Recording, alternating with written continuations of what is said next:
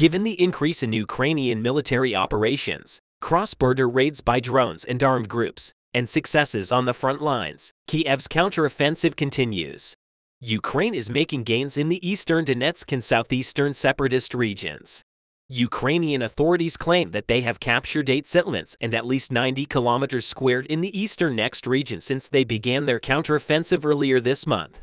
The last day, Zaporizhzhia Oblast was particularly active. Ukrainian reconnaissance officers located the Russian military headquarters in the occupied village of Mikhailivka in the Zaporizhzhia Oblast. The defense forces of Ukraine carried out an attack operation at the designated coordinates, with Ukrainian defense forces and Ukrainian artillery units jointly participating. The attack operation against the headquarters took place around 14:30. Successful artillery fire destroyed the Russian headquarters. The explosion was quite powerful, causing ammunition in the headquarters to detonate. A cloud of dust and debris remained after the explosion. In Mikhailivka, the situation was turbulent. According to Ukrainian and Russian officials, a car bomb planted in Russian-occupied southern Ukraine killed at least 1 person. While the Ukrainian partisans aimed to undermine the Russian troops, it is clear that the war has reached far beyond the front lines. An explosion occurred in Mikhailivka, a town in the Zaporizhzhia region of Ukraine. Ivan Fedorov, the exiled Ukrainian mayor of the city of Melitopol, made a statement on the Telegram messaging application, stating that the targeted vehicle was carrying 4 supporters of the Kremlin. Vladimir Rogov, a Russian official in the Zaporizhzhia region, confirmed the attack in a Telegram post. Vladimir Rogov stated that the bomb killed a local businessman named Sergei Dedovich and injured 2 people.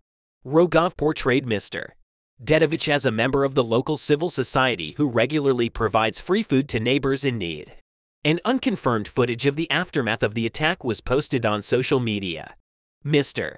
Dedovich died in a Soviet-built Niva car, a model of sports utility vehicle. Ukrainian officials claimed that Mr. Dedovich's cafe Hetman was visited by Russian soldiers and occupation officials. The cafe got its name from the traditional site of the Kazakh head of state who existed in Ukraine in the 17th and 18th centuries and played an important role in the founding of modern Ukraine. Additionally, Rogov reported that authorities launched an investigation after the attack. The attack came as Ukrainian forces were preparing for a much-anticipated counterattack, which analysts believe will take place in southern Ukraine. According to analysts and Western officials, Kiev's troops will likely aim to cut off the land routes connecting Russia with Crimea, which Moscow illegally annexed in 2014. Meanwhile, while Ukraine is attacking this region, the Russian defenses here are drawing attention. There are multi-layered defenses north of Mikhailivka. About 250 meters behind the Dragon's Teeth is an infantry trench system. Soldiers in this trench can attack vehicles attempting to approach or break through barriers using recoilless rifles, rocket-propelled grenades, or anti-tank guided missiles. Russian doctrine dictates that tactical commanders will create integrated fire plans for their area of responsibility. These plans will theoretically increase the defensive advantage by maximizing the defender's familiarity with the terrain, creating zones where defenders will concentrate fire, and allowing for planned maneuvers during battle, including both retreating and counterattacks. Behind the trench is a second set of anti-mobility barriers, including an anti-vehicle ditch and another set of Dragon's Teeth. These are supported by smaller ditches and vehicle emplacements on the 2 roads leading to the city from the north. These smaller field works can provide command positions to direct broader defensive efforts. They can be used to fire direct and indirect fire at Ukrainian forces north of the first anti-vehicle ditch, as well as cover fire for efforts to retreat into the town or further south. Let's discuss the vehicle engagement positions north of Makivka. These defenses are part of a longer defensive line stretching from the town of Yasna to the Molokna River, covering a defensive front of about 30 kilometers. The northernmost line of Dragon's Teeth stretches for over 6 kilometers to the east, where it meets several other defensive lines near the town of Trudovik. The southernmost line wraps around the town of Mikhailivka and is approximately 45 kilometers long. Similar layered defenses can be seen along the front line, even though the Russian army strengthens its front lines with defenses. It is evident that these defenses cannot prevent the Ukrainian attacks.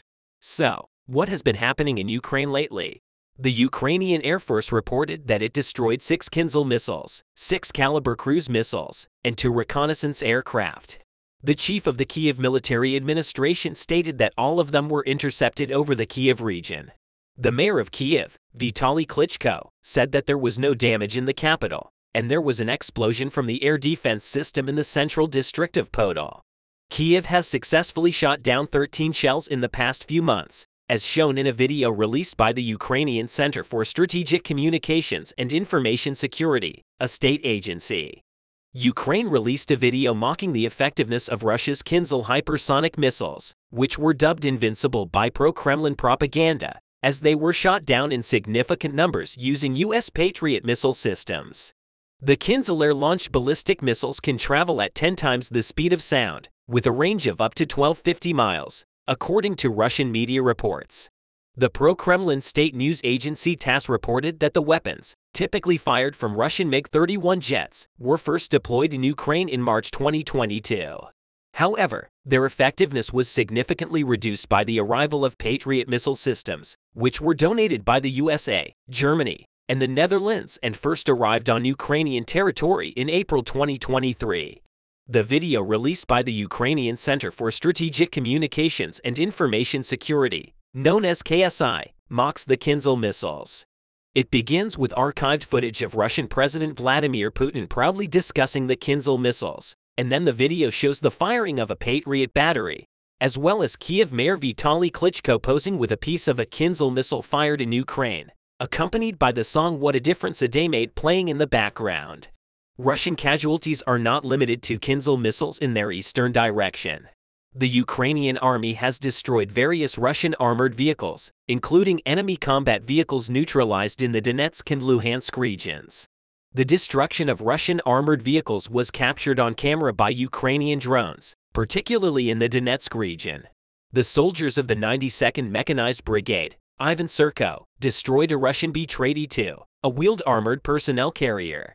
It is believed that the Russian armored vehicle was destroyed near the city of Bakhmut. The Ukrainian army is carrying out offensive actions on the outskirts of the settlement. The Ukrainian army has released a video recording showing the burning of an enemy B-32 on the edge of the forest near the field road. The armored personnel carrier was completely burned. The type of weapon used to destroy the Russian vehicle is unknown. Additionally, 2 empty multi-purpose tracked armored tractors were destroyed on the rest of the front in the annexed region. These vehicles are intended for personnel transport and shooting. According to observers monitoring the Russia-Ukraine war, Russian MTBs were destroyed near the village of Upton in the Donetsk region. The video showing the destroyed equipment was published on the Telegram channel of the 110th Mechanized Brigade, Marko Bezruchko. The Russian BMT-4 amphibious infantry fighting vehicle was also destroyed near the city of Kremenna. It has been reported that the soldiers of the 62nd Battalion of the 45th Artillery Brigade hit the enemy with FH-71 55mm howitzers. It seems that Ukraine's counterattack will be quite exhausting for the Russian army. Russian forces will have to adapt or face potentially catastrophic losses to the latest U.S. aid package. This would force Russia to move its supplies further away from the front lines, making its soldiers more vulnerable and greatly complicating plans for any new offensive. At the same time, GLSDB can significantly slow down a Russian attack, just as HIMARS significantly affected the course of events. These rockets could affect the course of events even more. When the United States first shipped HIMARS launchers in June, it had supplied rockets with a range of 77 kilometers. This was a huge boost for the Ukrainian army and allowed it to destroy Russian arsenals and weapons storage facilities. Military experts say that once Ukraine has new glider bombs, Russia will have to push its supplies further. Ukrainian military analyst Oleksandr Musyenko said that currently we cannot reach military installations more than 80 kilometers away if we can reach them as far as the Russian border or occupied Crimea. This will, of course, reduce the offensive potential of the Russian forces. Russia uses Crimea as a major military base to send reinforcements to its troops on the southern front. If the Ukrainian armed forces had 150 kilometers of ammunition in their hands, they could reach there and disrupt the Russian army's logistical link with the Crimea with the contribution of the GLSDB. Ukraine will soon be able to reach every point of the occupied Crimean road via Berdyansk and Melitopol. This will force Russia to divert supply trucks to the Crimean Bridge, which was badly damaged in an October attack. Beyond the logistical impact, adding a longer-range weapon to Ukraine's arsenal could help undermine Russia's confidence. But new rockets, like the Abrams tanks announced last month, will likely not be delivered for several months or even years. The commitment signaled to Russia that the Ukrainian army will eventually be equipped with tanks and other advanced weapons that will enable it to launch counterattacks to retake the territory captured by Moscow. Experts point out that sending long-range missiles to Ukraine is a very dangerous step that could lead to a full-scale armed conflict. But against the background of the delivery of the American GLSDB missiles to Ukraine, the Ukrainian authorities announced that they will not use these long-range weapons to hit Russian cities. Ukraine's defense minister, Oleksiy Reznikov, said that Ukraine is ready to guarantee that it will not use long-range missiles for attacks on the territory of the Russian Federation except in areas that Kiev still considers its territory.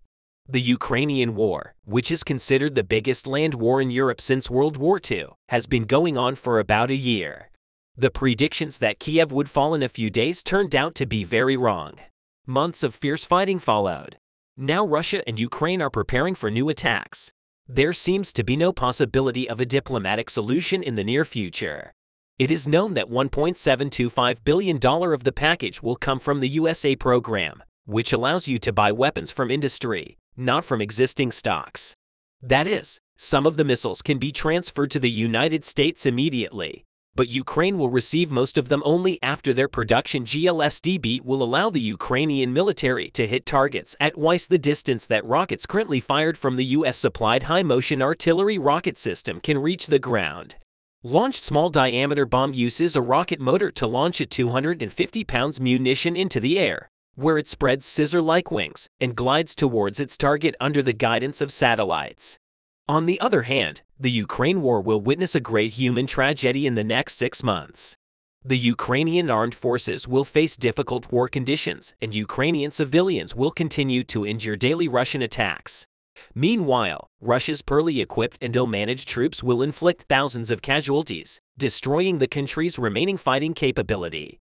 The Russian military has already suffered more than 200,000 deaths and injuries, according to General Mark Milley, the chief of the U.S. Joint Chiefs of Staff.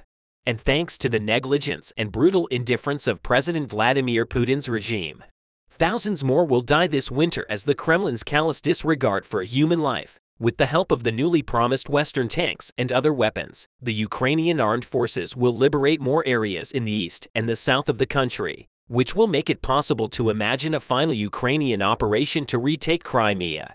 The peninsula, which was illegally annexed by Putin in 2014, served as a preparation area for Russia's invasion of Ukraine in February 2022.